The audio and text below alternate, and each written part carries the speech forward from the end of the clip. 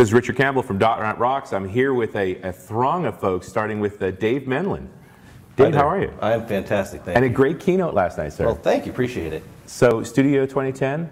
Studio 2010 is amazing. You know it and I know it. Oh, yeah, very, very impressed. Yeah, so there's a lot that happened on the keynote that we want to talk a little bit about today. The first, of course, is we talked a little bit about the platforms. There's a lot of new technology platforms that we're pretty excited about. Obviously, there's three core ones that are kind of in the faces and the minds of a lot of folks, which is Windows 7, which of course we just shipped a couple weeks ago. Consumers are excited about it. Developers seem to be pretty excited about it as well. We talked about things like the ribbon support and touch support, both for developers and for consumers. SharePoint, the kind of on-fire technology. Yeah. And then we talked a little bit about Azure, which I think a lot of people are still confused about, like what is it and how does it relate to them? Well, and from a developer's perspective, the idea that Azure is going to be in the box sort of lowers the fear for me. I don't have to go figure this out on my own. It's right there. That's right. And the other thing that's interesting is it's a very consistent programming model. You already know how to build applications in Visual Studio. We didn't change the rules on you. It's the same thing you've been doing all along. So there's no new learning required other than the conceptual ideas around Azure. But functionally, it's building an application like you always have.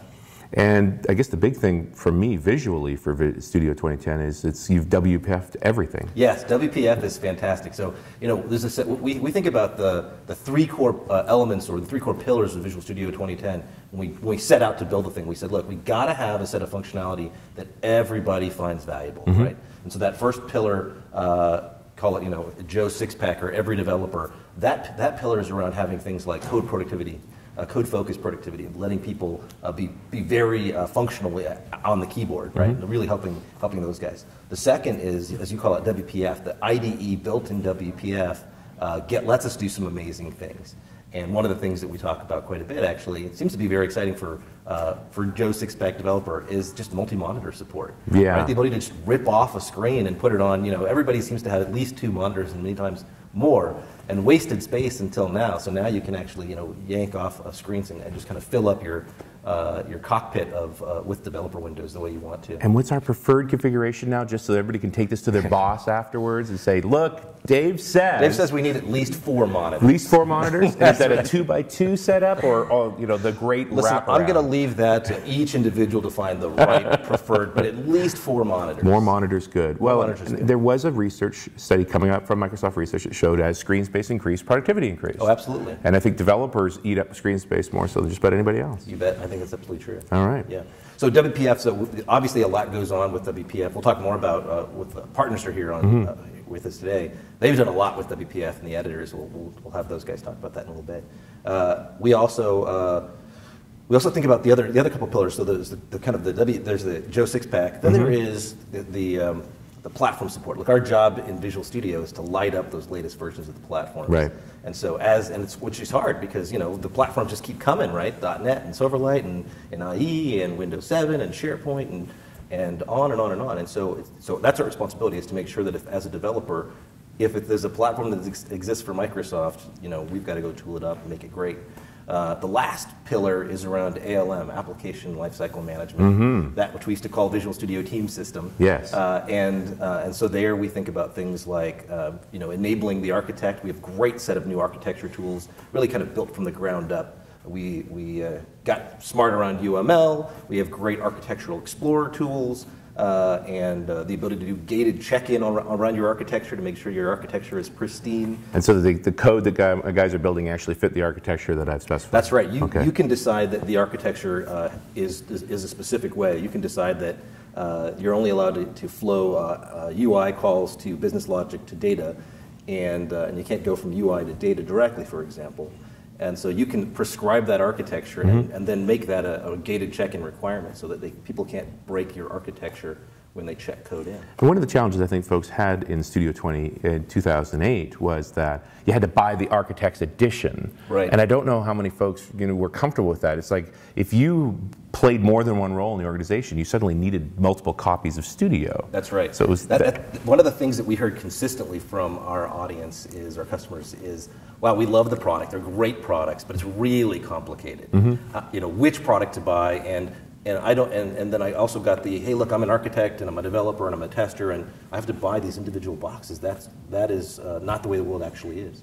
And so that led us to make some decisions post-Beta 1 that are pretty significant. We changed the SKU lineup, our product lineup, pretty dramatically. We went from 9 products down to 3 or 4. We have small, medium, and large. We have Pro, Premium, and Ultimate versions of Visual Studio. We also simplified the branding.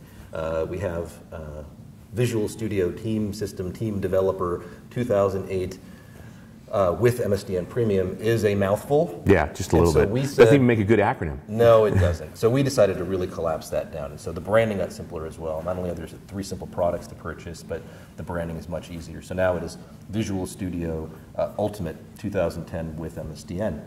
And so MSDN doesn't have a descriptor behind it. Right. The word ultimate describes both the value of Visual Studio as well as the value of MSDN. So the two are in sync. Yeah, the 2 are in sync. And that's just sort of, that's the top tier product now. You get everything. That's right. So Ultimate is like MSDN Universal of Yore. Right. So it has everything. And Ultimate, Premium, and Pro are the three tiers. Now Pro we have in 2 flavors. One with MSDN and one without. There's some customers that are very price sensitive, and so we have a version that doesn't have MSDN included for those folks. And Express is still out there? Express is still out there. So there's going to be a 2010 Express? You bet. And actually it's out there in beta today. Oh, okay. So the beta 2 came out for the full versions of Studio, the various varieties, and then there is still the Express edition as well. Still free? Still free. Still amazing. Still great. And there's a clean upgrade path from that into the Pro edition. That's right. We make it very easy for you to move up. The other thing that if I read correctly, is that the database features, which used to be called Data Dude, is now in the Pro edition and all the way through the stack. Well, no, it's or it's in the Premium edition. It's the Premium edition. Yeah, okay. The Data Dude features are now in the Premium level and above, Premium and Ultimate level. And they've gotten quite good. Of course, these are the features that let you take a SQL Server database offline, manipulate them.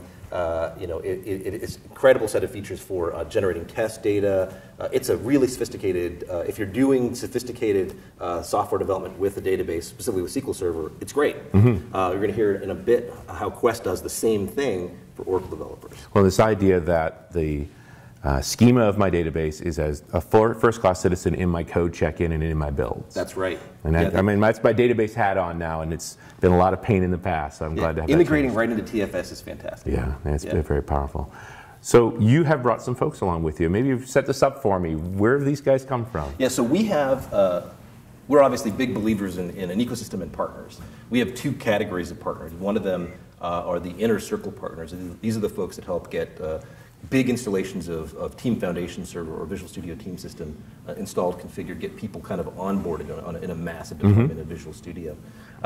We also have the Visual Studio industry partners, and these are the folks that make Visual Studio better. Okay. And that's what we have here. These are people that are these are companies that are using Visual Studio as a platform and innovating on top.